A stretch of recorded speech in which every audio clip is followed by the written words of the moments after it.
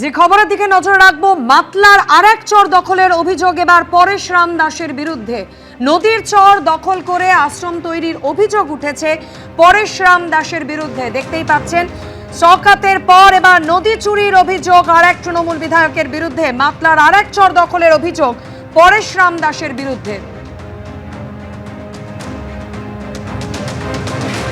সরকারি জমি দখল করে অবৈধ নির্মাণের অভিযোগ পরেশ রাম দাসের বিরুদ্ধে। বিস্তীর্ণ এলাকা দখল করে আশ্রম তৈরির অভিযোগ পরেশ রাম দাসের বিরুদ্ধে। এর আগেও একাধিক তৃণমূল বিধায়কের বিরুদ্ধে একই অভিযোগ উঠেছিল। প্রাক্তন তৃণমূল বিধায়ক শওকত মোল্লাকে গ্রেপ্তার পর্যন্ত করা হয়। আর এবার মাতলার আরেক চর দখলের অভিযোগ পরেশ রাম দাসের বিরুদ্ধে। ঠিক কি অভিযোগ তার বিরুদ্ধে, আরো বিস্তারিত এই বিষয় নিয়ে জানাবেন প্রতিনিধি পার্থপ্রতিম ঘোষ সরাসরি আমাদের সঙ্গে রয়েছেন। পার্থপ্রতিম, পরেশ রাম দাসের বিরুদ্ধে ঠিক কি অভিযোগ?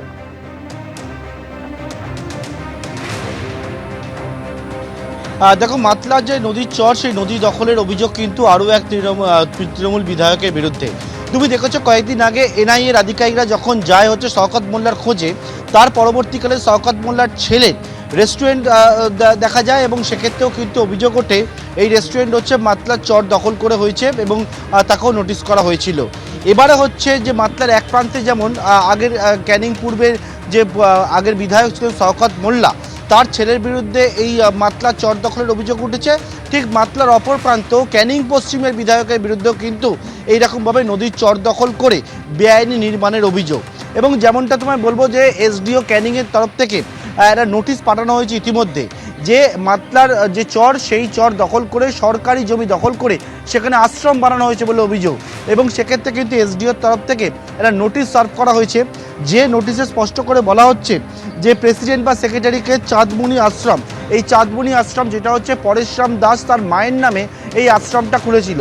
কিন্তু যেমনটা অভিযোগ করা হচ্ছে যে প্রাথমিক তদন্ত করে আধিকারিকরা জানতে পেরেছেন যে তারা বলছেন সরকারি জমি দখল করা হয়েছে এবং সরকারি জমি দখল করে এখানে কিন্তু নির্মাণ কাজ, সেই নির্মাণ কাজ হয়েছে, এটা বেআইনি নির্মাণ কাজ হয়েছে এবং এই মর্মে নোটিশ দেওয়া হয়েছে। এবং আগামী 18 তারিখ সকাল 11টার সময় এই চাঁদমণি আশ্রমের প্রেসিডেন্ট বা সেক্রেটারির উদ্দেশ্যে নোটিশ দেওয়া হয়েছে।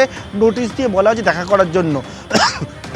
মাফ করবে, একেবারে এক্ষেত্রে কিন্তু যেমনটা উঠে এসছে অভিযোগে যে একেবারে এই চাঁদমণি আশ্রম যে জায়গায় বানানো হয়েছে সেটা হচ্ছে মাতলা নদীর যে চর, সেই চরে এই আশ্রম বানানো হয়েছে।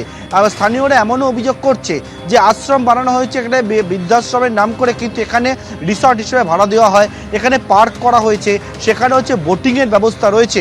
অর্থাৎ বিধায়কের বিরুদ্ধে কিন্তু এক বিধায়কের বিরুদ্ধে, আগের যিনি প্রাক্তন বিধায়ক শওকত মোল্লার ছেলের বিরুদ্ধে মাতলা নদীর একটা প্রান্ত যেমন দখল করার অভিযোগ উঠছে, এবারে ক্যানিং পূর্বের আগের বিধায়ক ছিল শওকত মোল্লা, ক্যানিং পশ্চিমের বিধায়কের বিরুদ্ধে কিন্তু নদী চুরির অভিযোগ, সরকারি জমি দখল করে কিন্তু আশ্রম বানানোর অভিযোগ।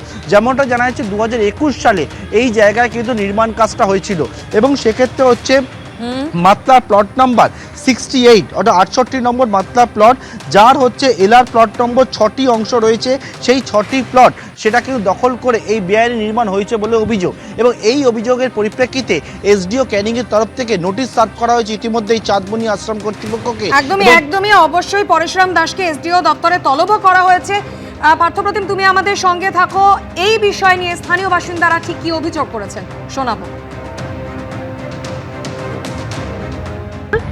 পরেশ রাম দাস করেছিল এখানে, আচ্ছা, আমাদের এখানে খালি দুর্গাপূজার সময় আমরা যাই, ভিতরে দুর্গাপূজা হয়, তখন শুনেছিলাম আজকে অনেক খারাপ ছিল মন্দিরের কাছে, ওরাই বলছিল যে আমরা এখানে থাকি। এটা সম্পূর্ণ একটা নদীর চর এবং এই যে গাছপালা, ম্যানগ্রোভ বন দেখতে পাচ্ছেন, 1-1.5 বছরের মধ্যে দিয়ে হঠাৎ দেখছি এখানে এই সমস্ত বাড়িঘরগুলো হয়েছে। আমরা এখানকার স্থায়ী বাসিন্দা, এখানে আসি, জিজ্ঞাসাবাদ করেছিলাম যে ব্যাপার কি, আপনারা এখানে ঘর বাড়ি করছেন, কীভাবে জায়গাটা পেলেন? ওনারা বললেন যে আমরা এখানকার এমএলএ এবং পঞ্চায়েত সমিতির সভাপতি তাদের মারফতে টাকা পেয়েছি, এই টাকার বিনিময়ে নিয়েছি। যাতে এই চর আপনারা কিনেছেন, এ চর তো টাকায় বিক্রি হয় না, না ওনারা দায়িত্ব নিয়েছেন কাগজপত্র করে দেবে, রাইতি করে দেবে। এই যে বিল্ডিং করছে, এই যে বড় বড় রেস্তোরাঁ খাটাচ্ছে, এগুলো কি সাধারণ মানুষের পক্ষে সম্ভব? এদের পয়সা আছে, এরা বিভিন্নভাবে ওদেরকে সহযোগিতা করছে, তার বিনিময়ে এইগুলো করে বেড়াচ্ছে। স্থানীয় বাসিন্দাদের অভিযোগ আপনারা শুনলেন।